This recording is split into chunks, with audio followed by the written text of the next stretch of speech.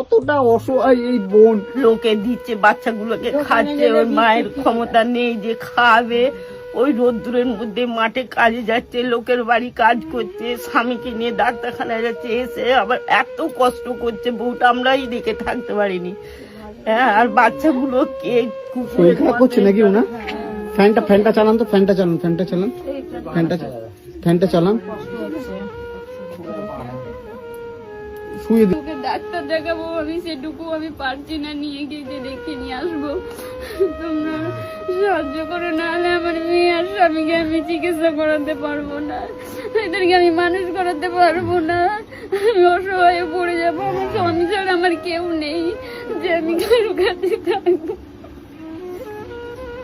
আমার স্বামীকে আপনারা সাহায্য করুন যাতে ওকে আমি সুস্থ করতে পারি। আমাদের কাছে আর কিচ্ছু নেই যে আমরা ওকে সুস্থ করে তুলবো। আপনাদের কাছে আমি